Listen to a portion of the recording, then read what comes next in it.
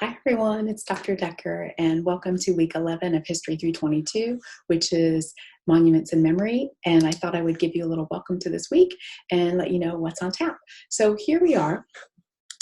I'm going to share my screen so you can get a look at documents as I'm talking through them. So with our syllabus, we're in this space of course learning outcomes. And one of our key tasks for this week is to think about interpreting objects in their historical context. And we'll do that specifically with the Kehinde-Wiley installation in Richmond. We're also thinking about synthesizing how monuments and other built works, so like that installation, and habits can convey meaning over time. So that's the space where we're at. And we are looking also in terms of, in general assignments, I wanted to bring your attention to our reading responses. So reading responses 4 and 5 are due on Tuesday, and you have a discussion post due on Thursday. Again, this is all keyed down here on the bottom for you. So let's take a look at the readings for this week. So the one reading, it's really a bank of readings, is about Kehinde-Wiley. And it's about this piece that you're seeing on the left here, which is called Rumors of War. It is installed in Richmond, which was the seat of the Confederacy during the American Civil War. So you have 3 readings about that, and also an audio file if you choose to listen to that. That one's optional. The understanding in terms of context is to position this relative to Confederate monuments and also relative to equestrian portraiture and the theming in general of what we mean when we build a monument and memorial to someone, some person, some identity. So Wiley is maybe someone you may not be familiar with. However, you probably are very familiar with his work, particularly his presidential portrait of Barack Obama, which is at the National Portrait Gallery, which is one of the Smithsonian museums in Washington, D.C. So this is one of Wiley's signature pieces, and it's quite stunning. And it really meets many of the characteristics of Wiley's work in general, this idea of the invisible brushstroke, stellar painting quality, and really trying to embody a person's identity. Wiley built a career, or has built a career rather, on doing these equestrian portraits like you see here. This is a number of them. I just put them into a Google search so you get an idea of the range.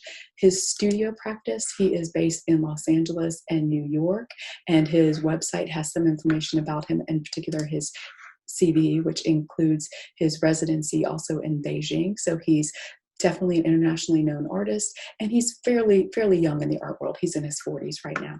In terms of size and scale, just to give you a sense, with his equestrian painted images, like you see here, you get a sense of the scale. They are rather large. But back to the work at hand, the articles that you are looking at talk about this specific piece. I think it's so important and so relevant to our course, this idea of an equestrian monument. And for that, you might look back to, for example, the George Washington at West Point by Henry Kirk Brown, this signature iconic idea of what it means with the figure on the horse. And it's usually the hero on the horse.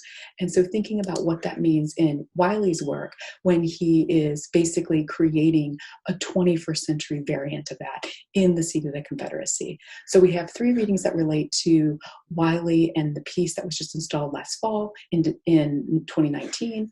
And then the second reading, or the second bank really, is a chapter that's called Commemoration as Activism, and it's by Grossi. Very brief read. It's something to sort of position how we think about commemoration or commemorative acts as a form of activism.